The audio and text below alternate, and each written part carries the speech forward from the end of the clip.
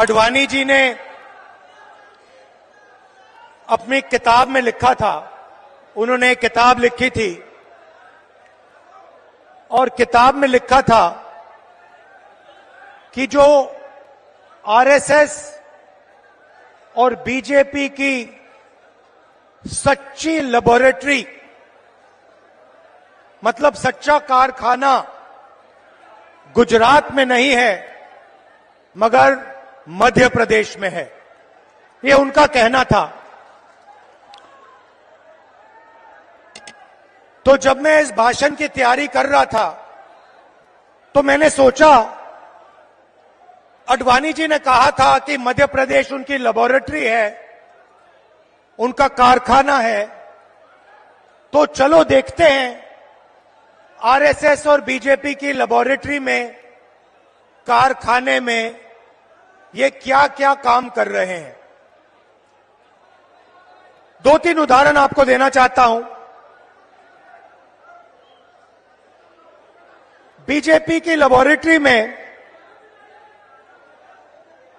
मरे हुए लोगों का इलाज किया जाता है और उनका पैसा चोरी किया जाता है।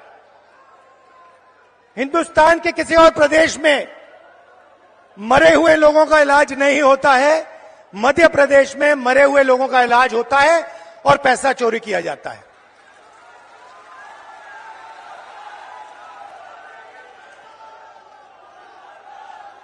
मध्य प्रदेश में और किसी प्रदेश में शिव जी, भगवान शिव से चोरी नहीं की जाती है। मध्य प्रदेश में महाकाल कॉरिडोर में शिव जी से चोरी की जाती है।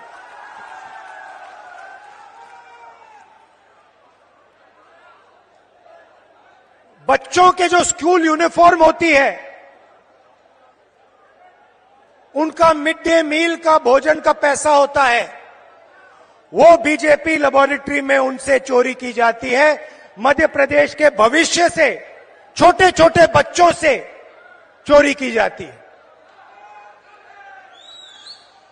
व्यापम में 1 करोड़ युवाओं के भविष्य को बर्बाद किया जाता है, 40 लोगों की हत्या हो जाती है, एमबीबीएस की सीट बिक जाती है और पटवारी बनने के लिए 15 लाख रुपए की रिश्वत देनी पड़ती है। मगर ये लोग वहां नहीं रुकते। बीजेपी की लेबोरेटरी में 18 साल में 18,000 किसानों ने आत्महत्या की है। हर रोज 3 किसान बीजेपी की लेबोरेटरी में आत्महत्या कर डालते हैं। मंदसौर में बीजेपी की लेबोरेटरी में को गोली मारी जाती है, पे 18% और पेस्टिसाइड पे 12% जीएसटी लग जाती है। ठहरिए, बीजेपी की लेबोरेटरी में हर रोज महिलाओं का बलात्कार होता है। 12 साल की में रेप होता है। भोपाल में एक लड़की का बलात्कार होता है और जब उसका भाई उसे बचाने की कोशिश करता है तो पुलिस के सामने उसकी हत्या कर दी जाती है। ये बीजेपी आरएसएस की लेबोरेटरी का काम। 45 सिलेंडर 11,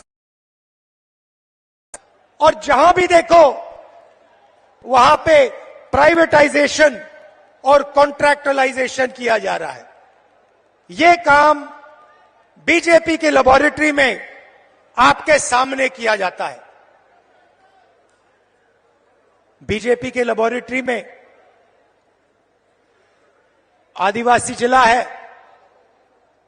बीजेपी के नेता आदिवासियों के ऊपर पेशाब करते हैं।